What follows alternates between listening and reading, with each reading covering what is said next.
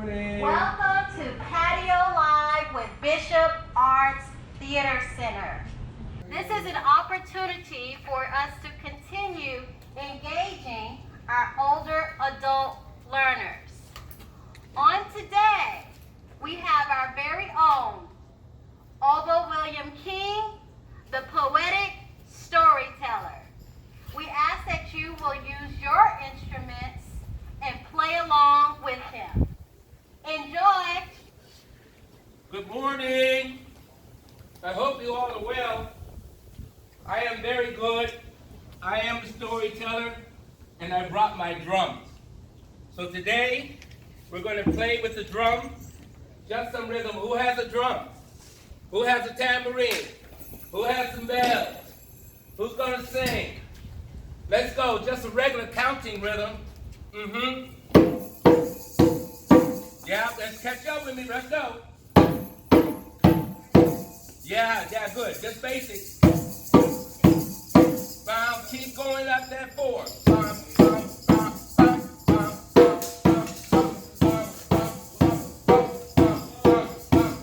Instrument down. Somebody pick up that maracas. There we go. We're going to keep it rhythm. And I'm going to play what I always play. My opening rhythm is called Storytelling Time. And it sounds just like this. Ready?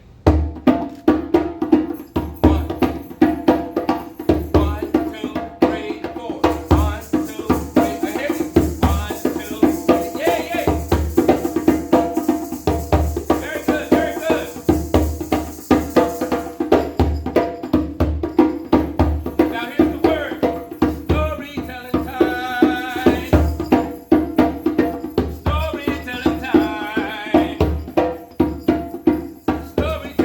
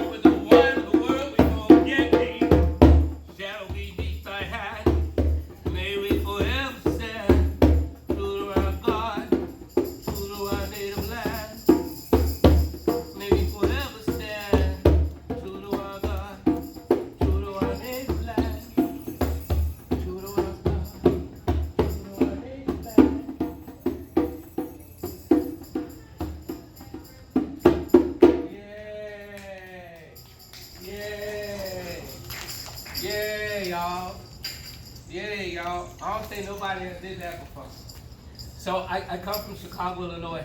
There's an organization out in Peoria called the Sun Foundation. And every year we get to celebrate with art and science in the woods. And now, you know, we in this pandemic, we can't really go out in the woods anymore with 400 children from all over that little area. So we are tuning live, and I see my Sun Foundation friends are watching and listening. And those out there who are watching and listening, just know, Bishop Arts Theater is doing this out of the kindness and love of wanting to connect with one another. We are still connected. We are all connected. One of the rhythm songs that I like to do, and people will tell you, Baba Boosie out there in Minnesota, he'll tell you, Mr. Ogle will run around. I'm going to go from here to there, and then back over here, and start the rhythm, okay? This is the sound of our rhythm.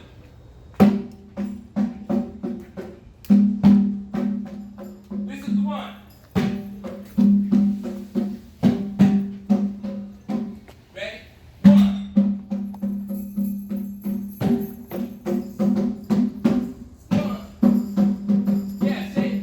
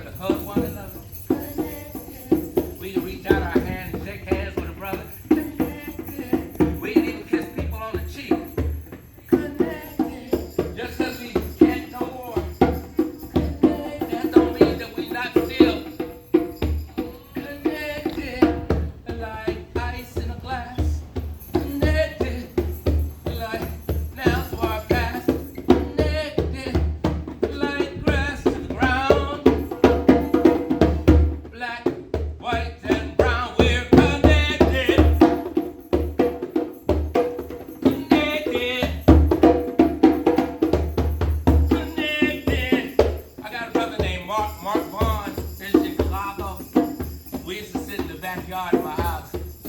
We get the trunks of the trees over at the golf course on California Street and cut them about 26 inches tall. We would hollow them out, shake the bottom into that of a bell and the top into that of a bowl.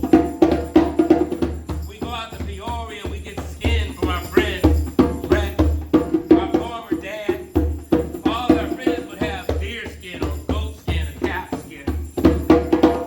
That skin would be cured to where we could wet it down, pull it tight. Mark would use the strings and tune it high. Place his hand in the center of that drum. And we learned the rhythms, y'all. We all have rhythm. We speak in rhythm, walk in rhythm, talk in rhythm. Feel that rhythm? If you have an instrument in your hand or in your lap, find the one, and shake it. Ready?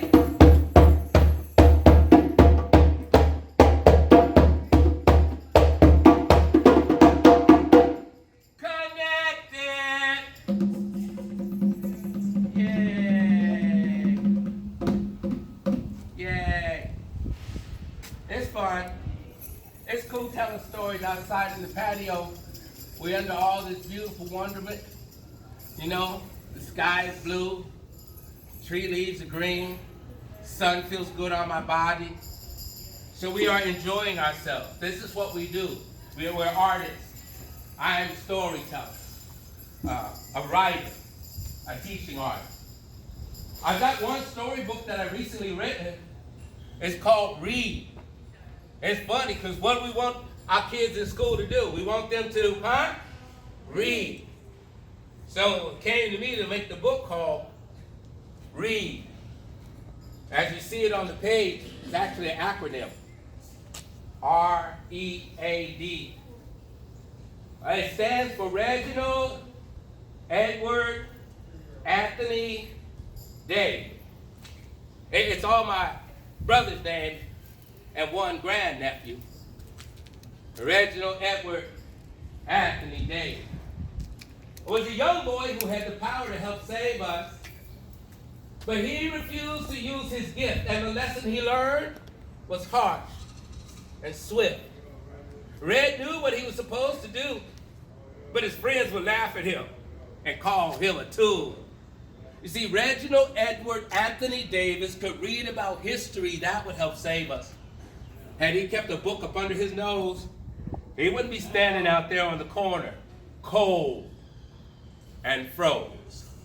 It all started one bright and sunny day when all the kids wanted to run and play, and Red said, "I'll be back after I go read." That's when his friends, they laughed at him, called him a geek. He said, "No, I have to follow my father's rule." They said, "If you read, you can't be cool." So to please his friends, because his embarrassment rose, Red stopped reading. That's when he froze. He got so cold that, wouldn't you know, his eyes wouldn't blink and his blood wouldn't flow. Now, if you ask me, I'd say he doesn't have a clue. If you don't read, that doesn't make you cool. Your life can become an empty wreck like a ship on dry land, or a drummer without hands, or like sleep with no dreams, like a bird with no wings. To spite your face, would you cut off your nose? That's what he did, and that's why he froze. See, truth be told, Red was my friend. I said, this is no way for his life to end, so I promised to bring him a book every day. I would bring him a book, and I would say, "Reginald Edward Anthony Davis, you know you have the power to help save us. I'm going to stay right here no matter how long it takes. I'm going to stay right here until this spell breaks." So every day I brought him another book. I don't know exactly how long it took, but one fine day, right before my very eyes, I couldn't believe it, but to my surprise, I saw what I thought was his right eye blink. I turned the page and I started to think, maybe, just maybe, he's starting to breathe. My plan is working. He just needs to read. So I turned and I turned and I turned each page, and pretty soon his body swayed. He moved his head, then he moved his hands. I think he began to understand, you see, it's as plain as the nose right here on my face. Part of the deal for the whole human race. We must use our gifts in every way that we can. And to be cool, you must understand exactly what you were supposed to do. The first thing on the list, stay in school. Learn to read and speak and write, and please do your homework every night, because no one can breathe if they don't have a nose, and you can't have a life if you're standing outside on the corner, cold, hot, and froze. That's Reginald Edward Anthony Davis from my book called Read. Gloves, I got my gloves and my mask. You gotta wash your hands and sanitize. Don't touch your face or rub your eyes. Gotta cover my cough in the crook of my arm. Some germs don't cause nobody no harm. Stay 6 feet from the next people in line. This'll all be over in due time. Gonna try our best to move ahead, do all the things the CDC said. I'm not being cruel, I'm not being mean. We all gotta fight COVID-19. Together we can beat COVID-19. It's a virus, y'all. What? Put a mask on when you go outside. Wash your hands, wear your gloves. Try your best to try your best. Wash my hands and sanitize. Don't touch my face, rub my eye, rub my cough, and touch my arm. Germs don't cause nobody no harm. Stay 6 feet from the next people in line. This'll all be over in due time. Try our best to move ahead. Follow the rules the CDC said. I'm not being cruel, I'm not being mean. We all gotta fight COVID-19. Together we can beat COVID-19. Wash your hands for 20 seconds or more. I got an idea. Why don't you sing this song while you wash your hands? Wash my hands and sanitize. Don't touch my face or rub my eyes. Cover my cough in the crook of my arm. My germs won't cause nobody no harm. If that ain't 20 seconds, then go back and say it again. Yeah, y'all. Storytelling. So I tell you this one story, it's called The Water Bearer. And then we'll play a little more drum. We'll play Ishe Oluwa. We will play God's Work is Never Done. And we also will play Shea Kool-Aid. That should be fun. And I can hear all of your instruments. Once, there was a man. His responsibility, like his name, water bearer. He had the responsibility of bringing fresh, cold, clean drinking water to the village. Each morning, he would rise very early, get a long pole, and at the end of the pole, he would place 2 gourds, and he'd walk his way to the water hole. When he get there, he'd dip down and fill up one gourd, dip down, fill up the other gourd, turn around, and walk back to the village. Once he made his way to the village, he would distribute the water, giving the water to the people, because the people needed water. They need water for washing, water for cooking, water for bathing. They need water for cleaning. They just need water. And he gave them the water they needed. One particular day, when he come back from the watering hole, he heard the sound of whimpering, a very, very tiny sound, and like maybe a baby crying. He looked around. Who's crying? Why are you crying? And there, in the corner, where he had put the little gourd up on the shelf, he saw it was a tiny little gourd that was crying. He said, "Why do you cry?" "I am crying because I have a hole in my side. I'm broken. But by the time you fill me up with water when we get to the village, I am already half empty. I don't have water for the people. I'm no good. You should get another gourd." And the old man smiled